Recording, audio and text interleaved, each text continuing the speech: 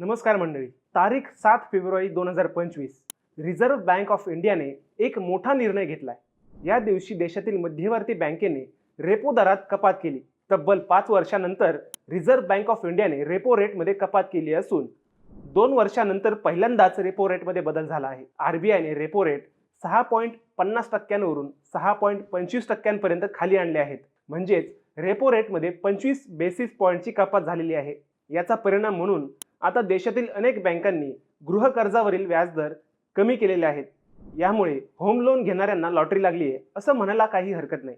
पण जर तुम्हाला येत्या काही दिवसात होम लोन घ्यायचे असेल आणि तुम्ही सर्वात स्वस्त होम लोन देणाऱ्या बँकांची शोधाशोध करत असाल तर आजचा हा व्हिडिओ तुमच्यासाठी फारच कामाचा ठरणार आहे. आज आपण या व्हिडिओच्या माध्यमातून देशातील अशा 11 बँकांची माहिती जाणून घेणार आहोत ज्यांचे होम लोनवरील व्याजदर हे इतर बँकांच्या तुलनेत कमी आहे. नमस्कार, मी अजय आणि तुम्ही पाहत आहात अर्थ मराठी हे आमचं नवीन यूट्यूब चॅनल.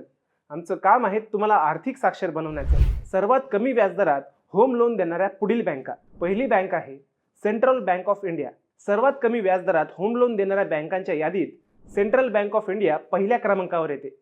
या बँकेचे होम लोनवरील व्याजदर 8.10% पासून सुरू होतात. समजा एखाद्या ग्राहकाने सेंट्रल बँक ऑफ इंडियाकडून किमान 8.10% व्याजदरात 20 वर्षांसाठी 10 लाखाचे कर्ज घेतले तर त्या ग्राहकाला 8,430 रुपयांचा मासिक हप्ता भरावा लागणार आहे. दुसरी बँक आहे युनियन बँक ऑफ इंडिया. सर्वात कमी व्याजदरात होम लोन देणाऱ्या बँकांच्या यादीत युनियन बँक ऑफ इंडिया दुसऱ्या क्रमांकावर येते.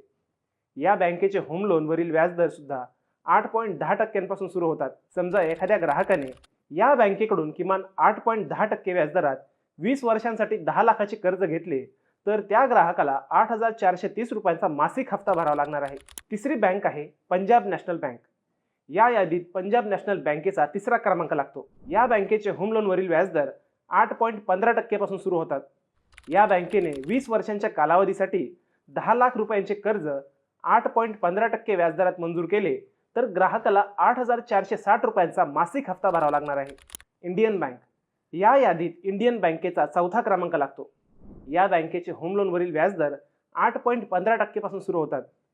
या बँकेने 20 वर्षांच्या कालावधीसाठी 10 लाख रुपयांचे कर्ज 8.15% व्याजदरात मंजूर केले तर ग्राहकाला 8,460 रुपयांचा मासिक हप्ता भरावा लागणार आहे.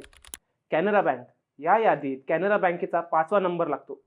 या बँकेचे होम लोनवरील व्याजदर 8.15% पासून सुरू होतात.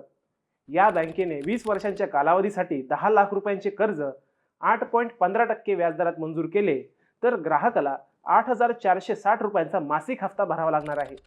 Bank of Baroda.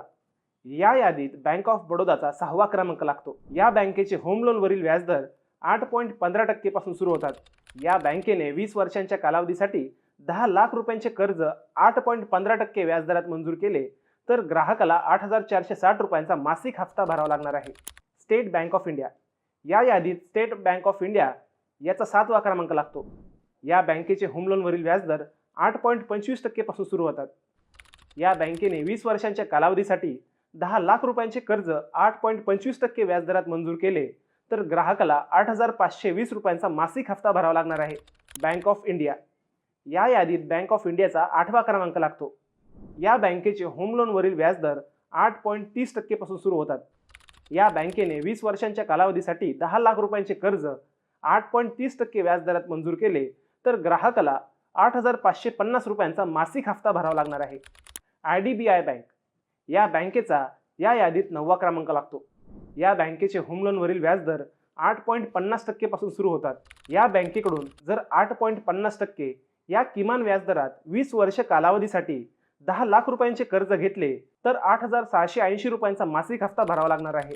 HDFC bank. HDFC बँकेचा या यादीत 10वा क्रमांक लागतो. या बँकेचे होम लोनवरील व्याजदर 8.75% पासून सुरू होतात. या बँकेकडून जर 8.75% या किमान व्याजदरात 20 वर्ष कालावधीसाठी 10 लाख रुपयांचे कर्ज घेतले तर 8,840 रुपयांचा मासिक हप्ता भरावा लागणार आहे. ICICI bank. या बँकेचा या यादीत 11वा क्रमांक लागतो. या बँकेचे होम लोनवरील व्याजदर 8.75% पासून सुरू होतात. या बँकेकडून जर 8.75% या किमान व्याजदरात 20 वर्ष कालावधीसाठी 10 लाख रुपयांचे कर्ज घेतले तर 8,440 रुपयांचा मासिक हप्ता भरावा लागणार आहे. मंडळी, आजचा हा व्हिडिओ तुम्हाला कसा वाटला? तुमचे मत आम्हाला कमेंट करून नक्की कळवा. तसेच व्हिडिओ आवडल्यास आमच्या चॅनलला सबस्क्राईब करायला विसरू नका. तसेच व्हिडिओला लाईक करा आणि शेअर करा. पुन्हा भेटूयात आणखी एका नव्या विषयावर. तोपर्यंत सप्रेम नमस्कार.